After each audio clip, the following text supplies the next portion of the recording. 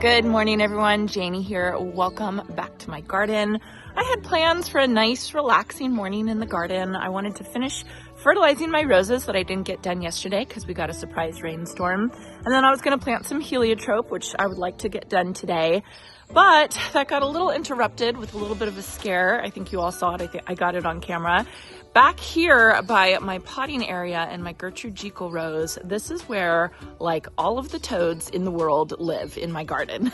And I don't know what it is about toads. They make me so uncomfortable. They make me so uncomfortable. So we have so many toads around here. We have them at night when I go out to my office. They're like always just sitting there by the front door. I don't have any videos because I usually just scream and run away. The other day, it's been so rainy, we had some toads in our garage. And the girls were asking me if I would rather see a spider in the garden or a toad. And I had to be honest, I think I would rather see a spider in the garden. I mean, that's crazy. I didn't know I was afraid of toads until I moved here. I'm not afraid of toads. They just make me uncomfortable. So this spot right here must just be like a fantastic habitat for toads. They, when I was planting this Gertrude Jekyll rose, I found 2 of them buried in the soil. I guess that's like how they hibernate, how they sleep. And it scared the you-know-what out of me. And then this morning I saw a little hole right here. I don't know what happened to it. I must have stepped on it or something, which, means that they must still be living here. And then when I was scooting back the mulch to fertilize the rose, one of them jumped that way and ran that way. So I think I just have to accept the fact that the toads are living back here, and I appreciate them. They're good for the garden, right? They eat bugs and everything like that. What I was thinking, I had already planned, I wanted to do some type of wildlife pond in my garden this year. Just a tiny one, just a DIY one, you know, nothing super, super fancy. And I was planning to do it in my orchard garden underneath my fig tree. But why don't I do it back here? Why don't I do it right here where the toads live? I think that they would be really happy. So I went inside, drank a cup of coffee to kind of calm down, and I was doing a little search on how to make a toad pond. And it looks like it could be pretty easy, like not difficult at all. And so my thoughts were, I have these black troughs that are watertight, and I was planning to sink those into the ground and then add rocks and maybe some water plants and stuff like that. And so like I said, I was planning to do it in my orchard garden in the front yard, but this is obviously the right place to do it, is what I'm thinking. And so I think the toads are trying to tell me, get the pond going, we need some water. So this is just one of those spur of the moment garden projects. You know, it's the most fun ones that you do. I have a couple water plants that I can plant in it, but I really do want to go to a garden center and actually get true water plants. I do have rocks and I do have some gravel, and I know I want to put those in. So I'm just going to kind of mess around with it and take you guys along. So total change of plans today, absolute complete change of plans today. But I know this is weird, but I think that if I make a pond where the toads will be, and maybe get like a toad house or something like that, then I know that they can live there. I can expect them to be there and not be surprised every time I run across a toad. Does that make sense? So these are the troughs that I want to use. I got these from Rubbermaid. I think they're supposed to be like horse troughs or something like that. And I've been using them to bottom water all of my annuals that I have here. It's been working great. So I'm going to sacrifice one of them. I got to empty it out. I'm going to sacrifice one of them so that I can use it for the toad pond.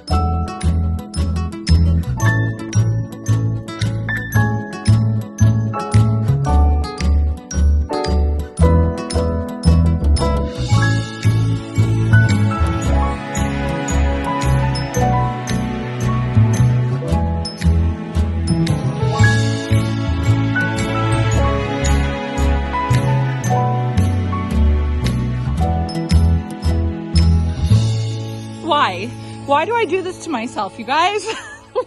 Why do I do this to myself? Okay, I am tired, but I got that whole jug. It actually wasn't too bad.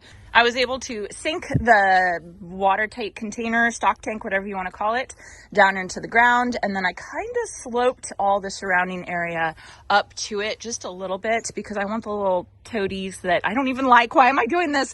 I want the toads to be able to climb up and then climb down into the pond. And so I'm going to put rocks all around it. I'm going to put plants all around it. I'm already thinking of some of the plants that I have kind of around the property that I want to plant around here.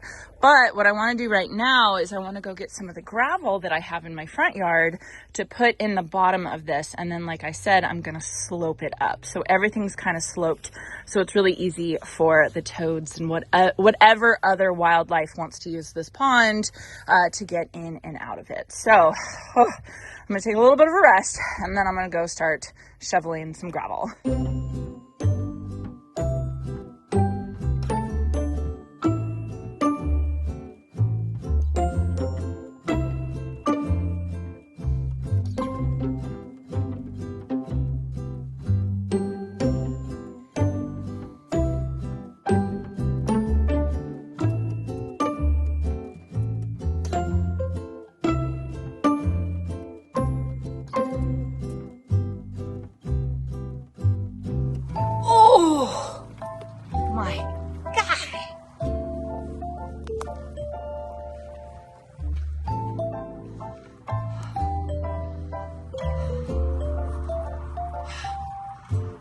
Oh my God, this is heavy. This is so heavy. Oh, I need Jason. Okay, so I filled up the wheelbarrow of gravel. I might have filled it up a little too much. It's really heavy. This is gonna be a great video.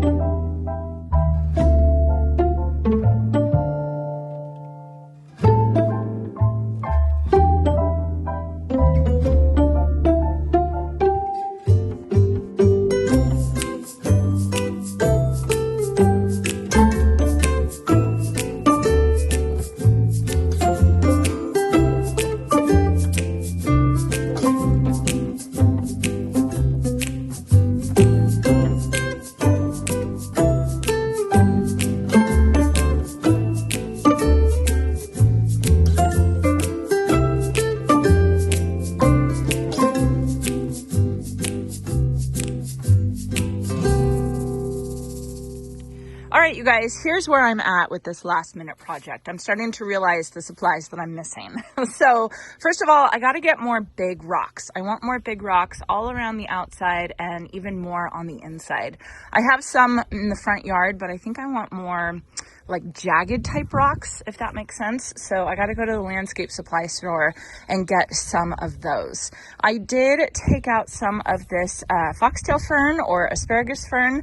I was overwintering it in my Vigo bed right there, and I think it'll be perfect around here. So I'm going to plant those, and then I went and grabbed a whole bunch of plants that I think will be really good for this area. First of all, I have the Queen Tut, Graceful Grasses Queen Tut. This one I know is going to be really good in the pond. However, I don't have any pond baskets where you plant the plant in the basket, and I also don't have any aquatic potting mix, which I know you need. So I think for now I'll just place them so that their roots are in the pond.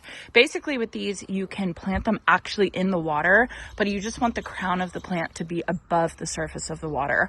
So I think for now I'll just place them in the gravel, just right in their cans, and then go and purchase what I need to actually officially plant these in the pond. So that's one of my plants. Another one of my plants that I think I'm going to plant around with the foxtail fern is this fiber optic grass. It's so pretty. I love it. It's so gorgeous, and I thought it would be a really pretty texture around there. It gets about a foot tall and then I think a foot wide.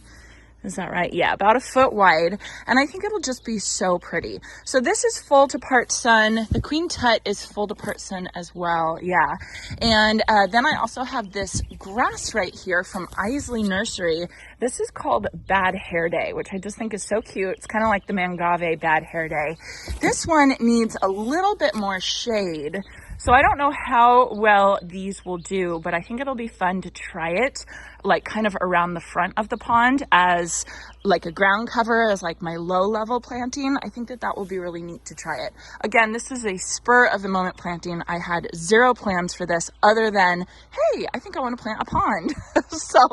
And I wasn't even planning to do it today. So, you know, this is not a well thought out pond, but sometimes those are the best projects when just kind of the spur of the moment you get some inspiration and you decide, okay, this is what I'm going to do today. So I think I'll get the asparagus fern in the ground and then get the rest of these in the ground. And then what are you doing? What are you doing, bud? I do know that I want to plant some taller plants in the back, and I'm thinking some of those live Christmas trees that I have on the front of my office. I think I'm going to plant maybe 3 of them, maybe 1 of them. I don't know. I got to figure it out. Those would be really good plants to plant behind. And then this whole project pretty much I didn't have to spend any money other than the basket that I'm going to buy and the potting mix that I'm going to buy, the aquatic potting mix that I'm going to buy. I think I do want to buy like a fountain, like a water agitator, but I got to look into that. I haven't researched it at all. So I'll figure that out, but I'm pretty happy with how this is going. So I'm going to get these planted and then I'll come back and show you the final product. Well, I shouldn't say final product, the product as for today.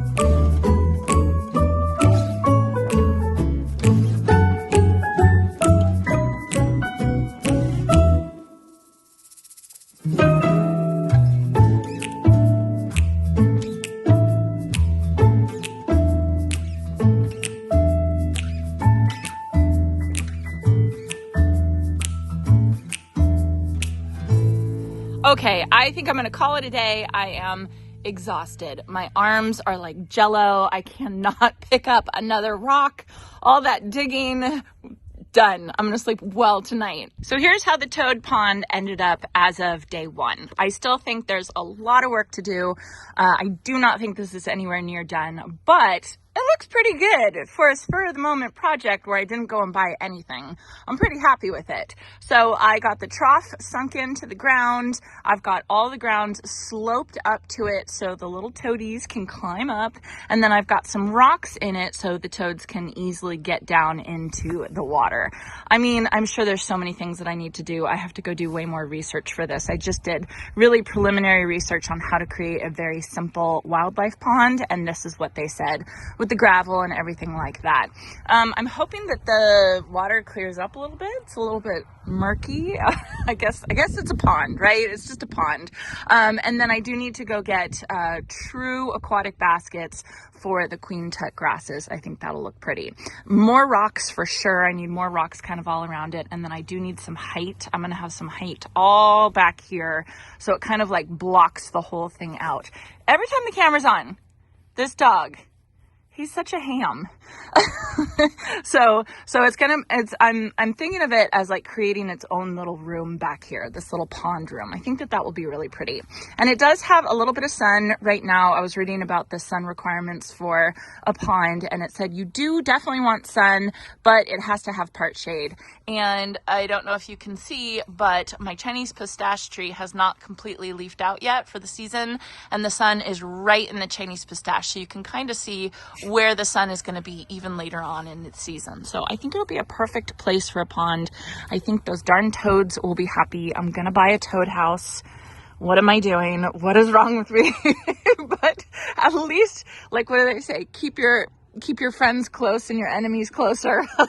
This is the perfect example of keeping your enemies closer. So anyway, that is my toad pond for toads that I don't even like. My girls are going to crack up when they see this when they get home from school. I hope you all enjoyed this, and I hope you all have a chance to get in your garden today.